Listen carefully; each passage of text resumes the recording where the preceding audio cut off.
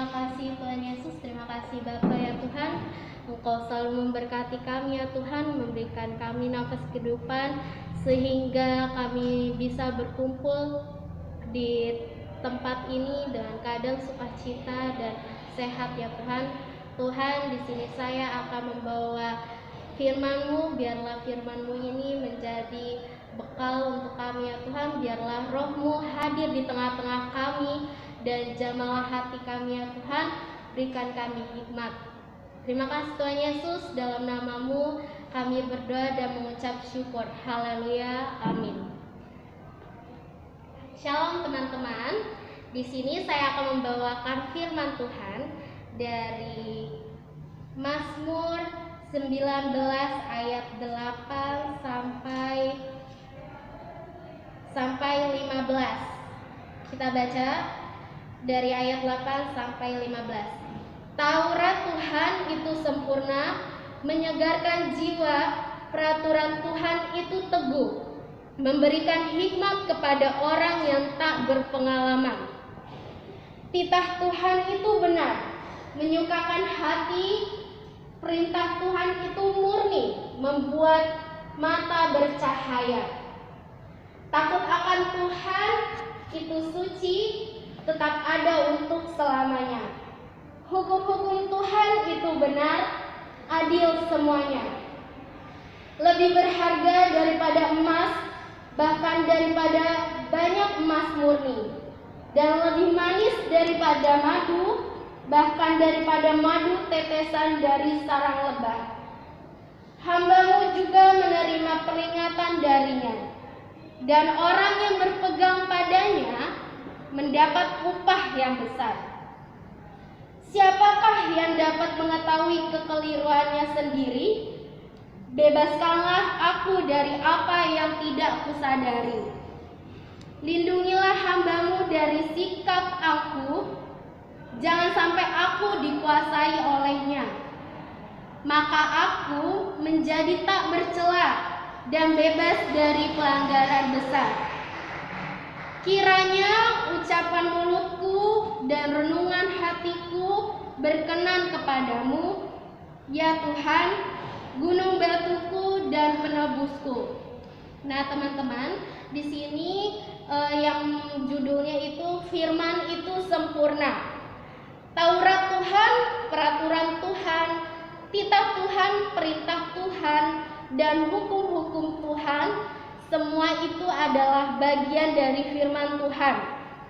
Dan semuanya itu baik dan sempurna. Tujuan Tuhan membuat itu semua untuk apa sih? Nah, tujuan Tuhan membuat itu semua agar umatnya hidup baik, tertib, dan teratur di dalam hubungan antara umat dan Tuhan.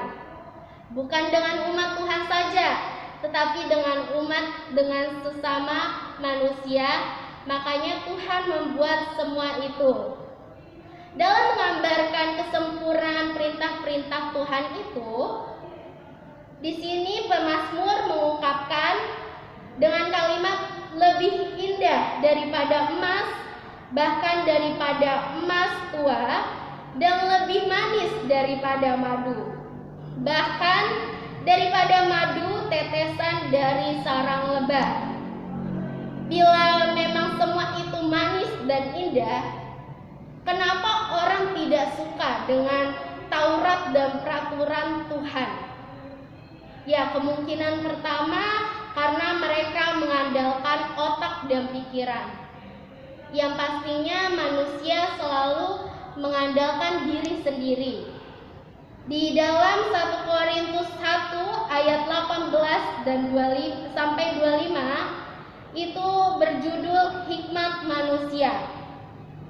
Sehingga dengan mereka mengandalkan diri sendiri, mereka tidak percaya pada firman Tuhan dan mereka tidak mau melakukan Taurat ataupun perintah-perintah Tuhan. Kemungkinan kedua adalah orang yang ingin bebas, tidak suka atau tidak mau diatur. Mereka hanya menganggap peraturan itu menjadi penghambat kebebasan mereka. Itulah manusia. Dan kemungkinan ketiga, orang yang malas mendengar dan membaca firman Tuhan. Bagaimana mereka bisa melakukan hukum Taurat dan peraturan-peraturan Tuhan jika mereka aja malas dan tidak mau membaca firman Tuhan? Dan di sini pemazmur juga mengatakan dari Mazmur 119 ayat 105, firman-Mu itu pelita bagi kakiku dan terang bagi jalanku. Nah, teman-teman, di sini dari tiga dampak yang terjadi di dalam manusia, yaitu mengandalkan pikirannya sendiri dan mengandalkan diri sendiri, itu kemungkinan dan bukan kemungkinan lagi, tetapi sering banyak manusia yang masih mengandalkan diri sendiri.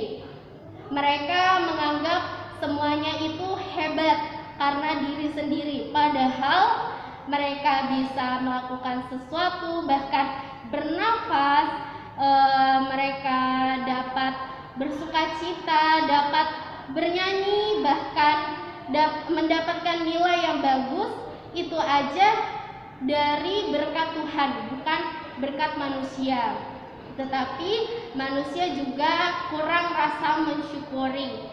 Dan yang kedua adalah orang-orang yang ingin bebas dan tidak suka dan tidak mau diatur. Nah, bahkan semua perintah-perintah Tuhan itu mereka anggap sebagai penghambatan kebebasan mereka. Manusia itu memang ingin bebas dari